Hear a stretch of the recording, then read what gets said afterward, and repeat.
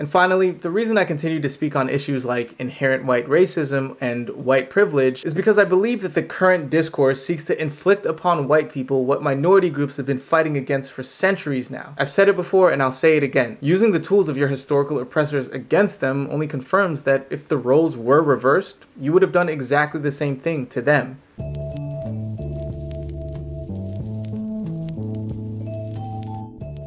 Alright, so I've been wanting to talk about white privilege for a while now because, to be honest, this concept has just never really sat right with me. I don't know why, but I've always just kind of felt an aversion to this idea as a whole. And that aversion is only reinforced whenever I see this topic discussed in the mainstream, because its inclusion in the discussion often seems to rob the conversation of any and all nuance, prompting us to ascribe these inherent advantages to all white people regardless of their individual circumstances. As a white person, you may come from a poor neighborhood. You may have been denied access to essential resources. You may have struggled just to put food on the table. But because you're white, your privilege within society outweighs all of those struggles. And so what I wanted to do with this video was to step outside of my own beliefs that were formed by witnessing the mainstream discussions around the topic and see if my aversion to the idea of white privilege as a whole was indeed justified. And after doing some research, what I found was that in some ways, my contempt for the concept of white privilege is in fact not at all justified. But in some other ways, it actually is. So the concept of white privilege has existed for decades now, but its modern usage usually references a specific essay written in 1988 by prominent feminist, scholar, and anti-racist activist Dr. Peggy McIntosh. The essay is titled "White Privilege: Unpacking the Invisible Knapsack," and in it, Dr. McIntosh describes white privilege as an invisible, weightless knapsack of assurances, tools, maps, guides, codebooks, passports, visas, clothes, compass, emergency gear, and blank checks. She sees white privilege as an invisible package of unearned assets that she can count on cashing in each day, but about which she was meant to remain oblivious. And so in most cases, when people speak about white privilege today, they are referencing this understanding of the concept. Although to be fair, it is also commonly understood that there are many different understandings of this theory. Although the definition of white privilege has been somewhat fluid, it is generally agreed to refer to the implicit or systemic advantages that people who are deemed white have relative to people who are not deemed white. Not having to experience suspicion and other adverse reactions to one's race is also often termed a type of white privilege. And just a quick side note, the fact that there are so many different understandings of this concept is part of the reason that I feel an aversion to it as a whole. But that's another topic entirely. Getting back on track, this article expounds on Dr. McIntosh's definition, writing, "For many, white privilege was an invisible force that white people needed to recognize. It was being able to walk into a store and find that the main displays of shampoo and pantyhose were catered toward your hair type and skin tone. It was being able to turn on the television and see people of your race widely represented. It was being able to move through life without being racially profiled or unfairly stereotyped." Now, the one point that I would push back on in this specific definition is the idea that white people can move through life without being racially profiled or unfairly stereotyped. Every group gets profiled and every group has to deal with stereotypical depictions of them regardless of their perceived privilege. If you're a white girl who wears leggings and likes pumpkin spice lattes from Starbucks, people will think that you are quote unquote basic, regardless of what your actual hobbies and interests are. If you're an older white woman with a bob cut, people will call you a Karen, even if you've never asked to speak to the manager once in your life. If you're a moderately attractive, well-dressed white guy, people will call you a Chad or a frat bro and immediately assume that you are entitled. And of course, if you have even a hint of a southern accent, people will assume that you're a country bumpkin, that you're probably uneducated, and that you likely perform manual labor for work. Now, obviously there is nuance that needs to be addressed here. Some racial stereotypes actively limit people's ability to advance within society, while others are simply mild inconveniences. However, the fact remains that the idea that white people aren't subject to racial profiling or unfair stereotypes is completely false. And the insinuation that they are exempt from this aspect of multicultural society is a perfect example of how the modern discourse is doing more harm than good for the discussion, because it gives us a false perception of what it means to be white in Western society. Nonetheless, the main point that all of these definitions are getting at is that as a white person living in the cultural West, society is implicitly and explicitly designed for you. And in this understanding of the concept of white privilege, I do have to concede that my aversion to this topic is largely unjustified, because I do believe this to be an undeniable reality. In the US, white people make up about 60% of the population, and so it's no surprise that many of society's functions are geared toward the majority population. Just as if you were to go to Nigeria and walk into a cosmetics store, you would find that the main displays of shampoos and pantyhose were catered toward black hair types and skin tones, and that the majority of people on TV would be black. And so ultimately, the phenomenon that this understanding of white privilege seeks to describe is essentially the notion of majority privilege. Although again, there is nuance to be addressed here, because there are exceptions to the majority privilege explanation for this phenomenon. Certain outliers, specifically in African countries that implemented apartheid policies like South Africa and Namibia, still codified white privilege into law despite white people being in the minority in these countries. And the legacies of those policies still persist today. So while I personally believe that the concept of majority privilege is a more universally applicable explanation for the implicit advantages that certain groups will experience in multicultural societies than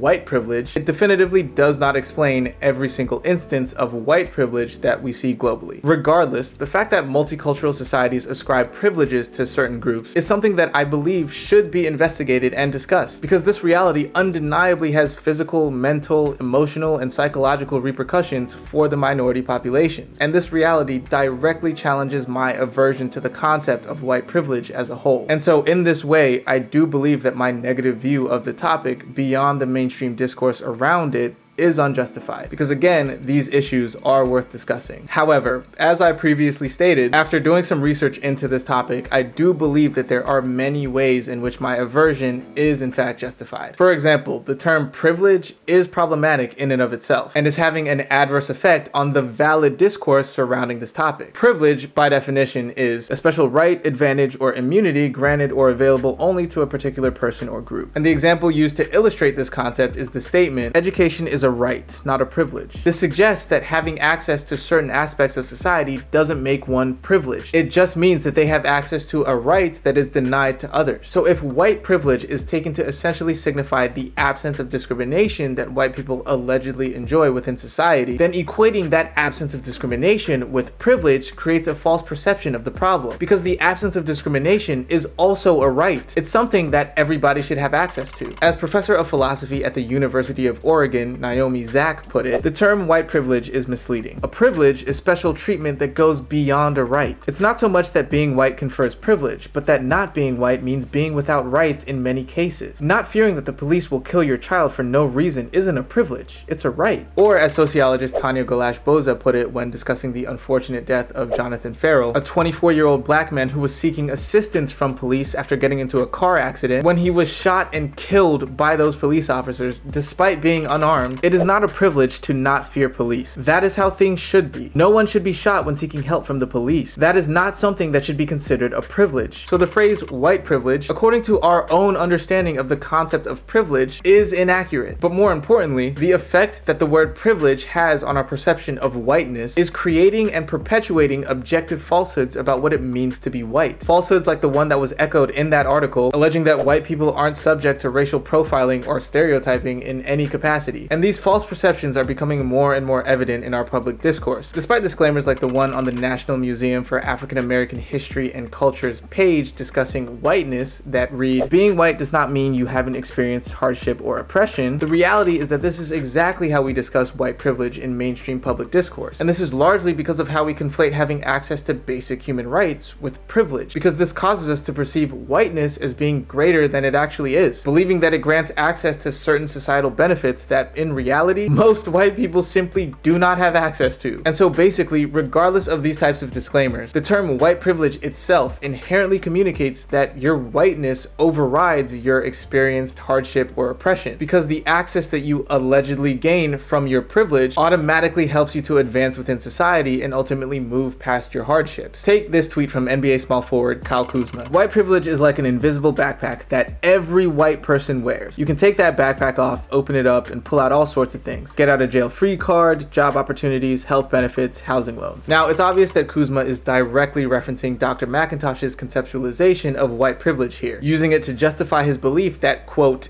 every white person just naturally has access to all of these tools simply by virtue of the fact that they're white. But this is exactly the problem with the public discourse around white privilege, because it paints the picture that the difference between having access and not having access is determined by your race, when in reality, the more accurate determinant is your socioeconomic background. Because poor white people also don't have access to get out of jail free cards. Poor white people also don't have access to job opportunities that would adequately support them and their loved ones. Poor white people people also don't have equal access to adequate healthcare, and poor white people also struggle to acquire housing loans. This article from the Washington Post actually details the life of a low-income white American worker at a chicken processing plant in Pennsylvania, garnering this response from an editor at Recode Media. And so, as this article from Arc Digital, which by the way I highly recommend reading, it's where I'm sourcing a lot of my information from and might actually do a better job of articulating my point than I currently am. But in any case, this article sums up this response perfectly. Thus, white privilege discourse allows a Columbia School of Journalism graduate with a career at a series of elite publications and a member of America's highest income ethnic demographic to feel that she is punching up when heaping scorn on whites who are far lower on the socioeconomic ladder. And this is the perception that the term white privilege has perpetuated in public discourse, that regardless of their individual struggles, white people's perceived advantages deem them unworthy of sympathy or understanding. And this is having a clear, pronounced effect on how we conceptualize and relate to underprivileged and disadvantaged white people. And of course, white privilege discourse has also made its way into popular media. Recently, Disney rebooted the early 2000s TV show, The Proud Family. Because of course they did. This reboot, titled The Proud Family, Louder and Prouder, is much more politically outspoken than its predecessor. And depending on what side of the political aisle you're on, this was either a significant step forward or a horrible miscalculation. Regardless, one scene from the show perfectly demonstrates how the concept of white privilege is being disseminated into the public discourse. Barry, don't just stand there. Do something. Let's go. They're gonna arrest our baby. Do something with your white privilege.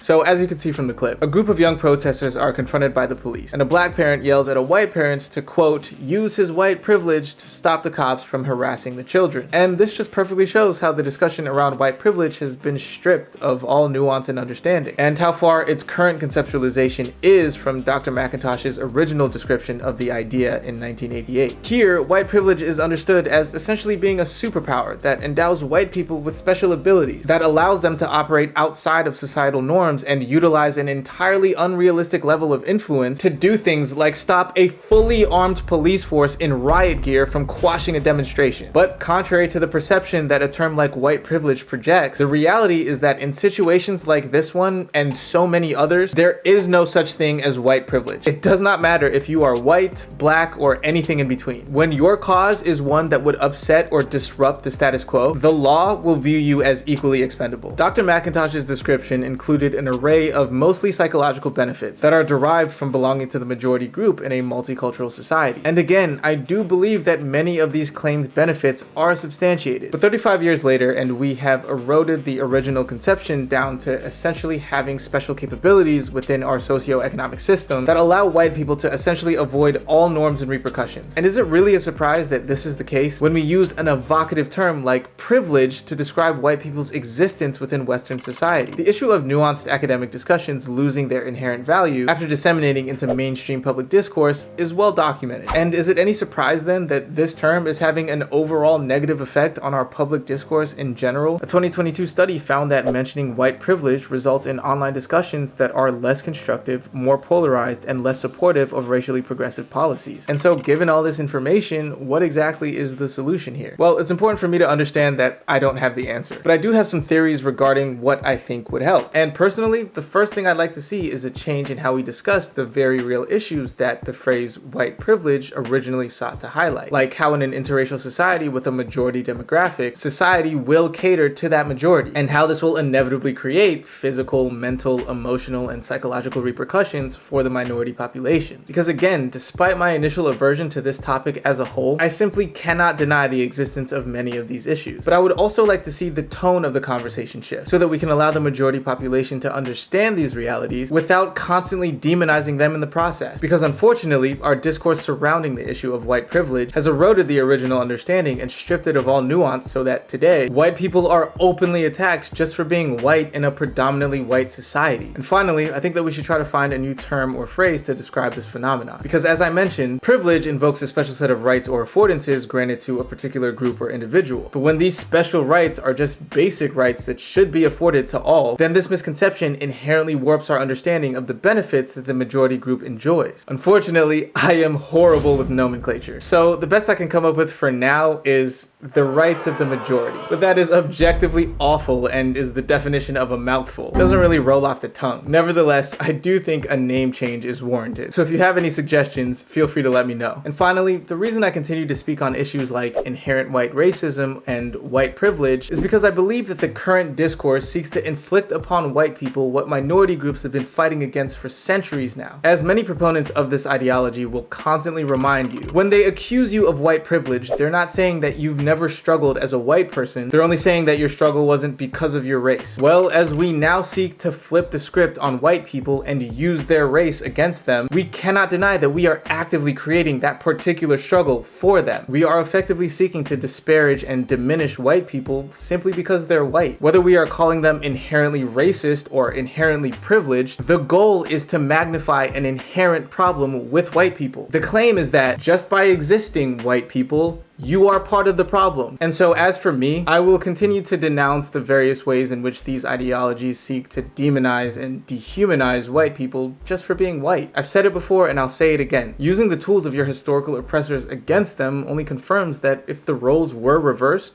you would have done exactly the same thing to them. But in any case, I think that's going to be it for this one. If you made it this far, thank you so much for indulging me. Again, if you have a chance, please take some time to read the article from Arc Digital. The writer actually goes into some more inconsistencies with the concept of white privilege that I didn't include here. Like how Asian Americans actually fare much better than white Americans in various measurements that are often used to highlight the existence of white privilege. But overall, the problem that I specifically wanted to draw attention to here was how our discourse has undermined the original conceptualization of white privilege, and how the term itself has seemingly created more problems than it's actually solved. And so I didn't go into some of the other inconsistencies that the term presents. But in any case, I hope this made sense. As always, if it didn't, please feel free to let me know why so that I can try to address any misconceptions in the comments. But with that said, I wish you all the very best going forward. Take care of yourself, and I will see you in the next one. Peace.